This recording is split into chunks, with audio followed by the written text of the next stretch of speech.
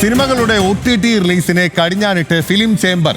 Theatre release കഴിഞ്ഞ് 42 ദിവസത്തിന് ശേഷമേ OTT റിലീസ് അനുവദിക്കൂ. തീരുമാനം കർശനമായി നടപ്പിലാക്കാൻ നിർദ്ദേശം. ജൂൺ 1 മുതൽ രജിസ്റ്റർ ചെയ്ത സിനിമകൾക്ക് തീരുമാനം ബാധകമാവും. സൈഫുനിസ അലിയാറുണ്ട് കൂടുതൽ വിവരങ്ങളുമായി നമുക്കൊപ്പം. സൈഫുനിസ, വളരെ പ്രധാനപ്പെട്ട ഒരു തീരുമാനമാണ് ഫിലിം ചേംബർ എടുത്തിരിക്കുന്നത്.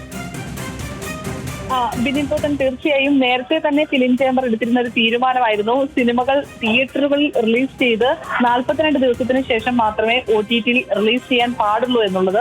പക്ഷേ പല സിനിമകളും 30-35 ദിവസവും കഴിയുമ്പോഴേക്കും തിയേറ്ററിൽ നിന്ന് മാറി OTT റിലീസ് മാറുന്നതിനെ തുടർന്നാണ് ഇപ്പോൾ ഈ തീരുമാനം കർശനമായി നടപ്പിലാക്കാൻ ഫിലിം ചേംബർ തീരുമാനിച്ചിരിക്കുന്നത്. ഏറ്റവും ഒടുവിൽ പുറത്തിറങ്ങിയ തുടരും എന്ന് പറയുന്ന മോഹൻലാലിന്റെ സിനിമ വലിയ വിജയമായിരുന്നു. തിയേറ്ററുകൾക്ക് വലിയ ആശ്വാസമായ ഒരു റിലീസ് കൂടിയായിരുന്നു ആ സിനിമയുടേത്.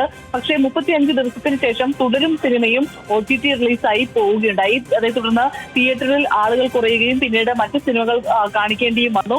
ഇങ്ങനെ വലിയൊരു പ്രതിസന്ധി നിലനിൽക്കുന്ന പശ്ചാത്തലത്തിലാണ് ഫിലിം ചേംബർ ഇന്നലെ ഒരു യോഗം ചേർന്ന് ഈ 42 ദിവസം കഴിഞ്ഞ് OTT റിലീസ് മതി എന്ന തീരുമാനം കർശനമായി നടപ്പിലാക്കാൻ തീരുമാനിച്ചിരിക്കുന്നത്.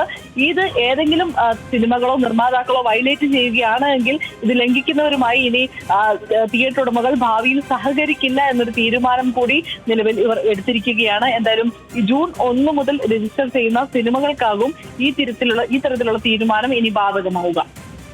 ഓക്കെ, അപ്പോൾ വളരെ പ്രധാനപ്പെട്ട ഒരു തീരുമാനമാണ് ഫിലിം ചേംബർ എടുത്തിരിക്കുന്നത്.